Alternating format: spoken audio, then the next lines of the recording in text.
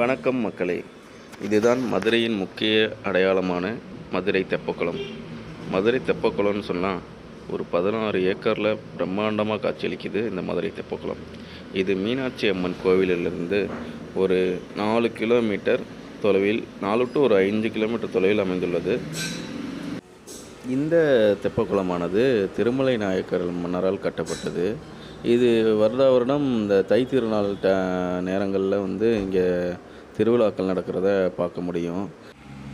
பண்டைய மன்னர்களோட சிறப்பே அவங்க தண்ணியை சேமிக்கிற விதம் தான். இது வைகை ஆற்றுலேருந்து வர தண்ணி, ஆனால் இங்கே டைரெக்டாக இங்கே சேமிப்பு கிடங்கு மாதிரி செயல்பட்டுருக்கோம்.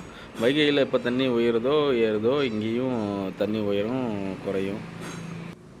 அதெல்லாம் சரி, நீங்கள் எதுக்கு இங்கே வந்தீங்கன்னு கேட்டால், நாங்கள் திருச்சியிலேருந்து 2 மணி நேரத்தில் இங்கே மதுரை அடைஞ்சிடலாம். 2-2.5 மணி நேரத்தில் இங்கே மதுரையை சேர்ந்துடலாம்.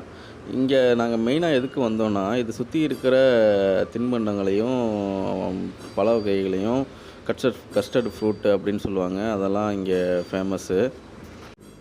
மதுரைன்னு வந்துட்டாலே வெறும் கறி தோசையும் பன் புரோட்டாவே மட்டும் சாப்பிட்ணுன்னு எண்ணம் இருக்கிறவங்க கண்டிப்பாக இந்த இடத்த பாருங்கள்.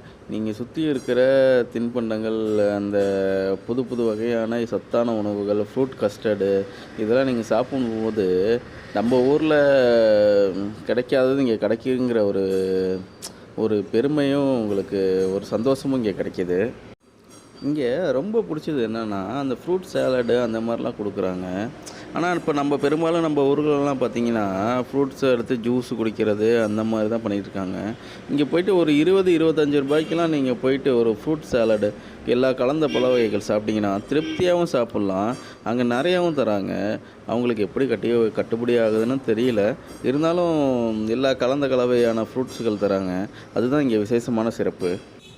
ஓகே மக்களே, நீங்கள் எல்லாருமே இந்த இடத்த ஒரு முறையாச்சும் பாருங்கள். இந்த வீடியோ பிடிச்சிருந்துச்சுன்னா லைக் பண்ணுங்கள், ஷேர் பண்ணுங்கள், கமெண்ட் பண்ணுங்கள், சப்ஸ்கிரைப் பண்ணுங்கள். Tata, bye bye. மீண்டும் உங்களோட இன்னொரு வீடியோவில் சந்திக்கிறேன். நன்றி.